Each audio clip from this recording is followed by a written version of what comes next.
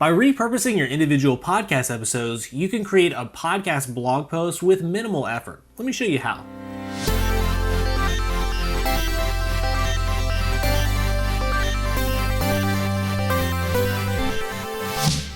I'm Luke Sievers, here to help you reflect success in your brand and grow your business online. So subscribe below so you can do the same and get more content marketing tips like this in the future. To get the most out of your podcast content, you should be creating blog posts for each of your episodes. This can be a great tactic for driving traffic to your podcast because blog posts are often more SEO friendly. So anybody searching for the content that you cover in your podcast will be able to find it through a simple Google search, and they could even convert into a full-time listener. The great thing is that the content is already there. You just have to convert the spoken word in your podcast into text. And we can do this quickly and easily through a service called Duplikit, which is a podcast to blog converter. Let me show you how it works.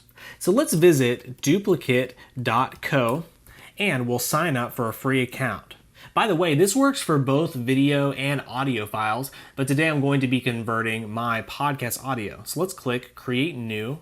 And I'm going to drag in my file right here.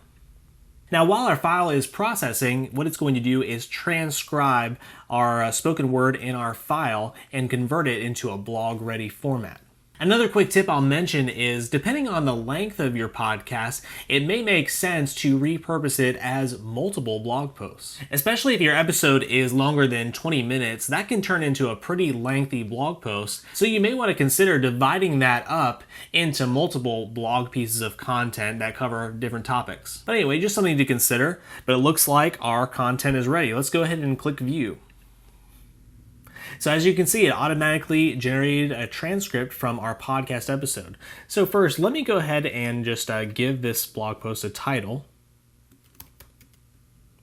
And next, we can go ahead and start cleaning up our text because it's not a completely perfect system, but it is about 80 to 90% accurate from our original audio file.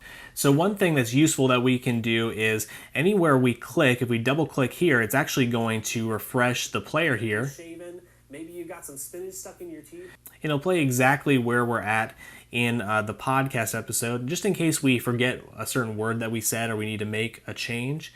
Now, I also have Grammarly installed on my browser, and so that's going to make this a lot simpler to go and just clean up these mistakes, as you can see here.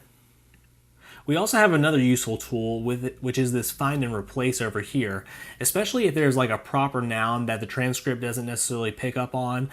We can actually fix all of those really quickly in here. So for instance, I see that it just used Upwork, but what I meant to say, you can actually see it here, what I meant to say was Upwork, the actual app. So we'll just replace that, and we can replace all if there's multiple instances of it. We also, I can see Fiber, supposed to be Fiverr, so we'll replace that as well. And of course we can add links in there if we want to. And another reason that this find and replace tool is useful is also to filter out filler words. It will actually filter out a lot of the ums and ahs from the transcript automatically. Like I tend to say kind of and you know as a filler word. Some people say like a lot as a filler word. So let's kind of, let's type in you know and see what comes up. Yep, and by adding a comma there, I can actually easily filter this out with just empty space. Yeah, so that's really helpful. So what I'm going to, of course, do is go through the rest of this transcript and just make the appropriate changes I need to, and it'll just take a few minutes to do that. And what we also want to do, especially for SEO purposes, is make sure we format our paragraphs and include H1, H2, H3 tags, and this is really helpful for Google just understanding what your blog post is about. So we'll just add a paragraph here, and as I said, this is 3 ways branding can increase your bottom line. And we'll highlight it and we'll add an H2 tag right there. So then one last thing that we're going to do here, after we're done kind of editing our whole blog post, I'm actually going to go to the Images tab in the left-hand corner, and this is powered through Unsplash, so we can actually add free stock images that are completely royalty-free for us to use in our post. Let's see what they have if we type in branding. That looks good. And we'll just click that and paste it in there. So now, once we're done editing our blog post, we can go over to the left and click export. And of course, we can export this in a few different ways, but because I'm going to be pasting this over to WordPress, I'm just going to do copy to clipboard and go over to my WordPress draft. And you can see that it pastes just the way we need it to, including the images and all the formatting. And so the last step that I really recommend you do is to embed your original podcast episode within this blog post. And the reason that this is important is even though someone might stumble upon your blog post, they may decide that they'd actually prefer to listen to the content instead. And so this is a way that they can actually discover your podcast, and you never know, they may become a full-time listener. So what I'm going to do is go over to where my podcast is hosted, which in this case is Anchor, and they make it really easy just to copy the embed code for this episode. We'll go back over to WordPress and scroll down. I think we'll add it right here. Click custom HTML, paste, and there you have it.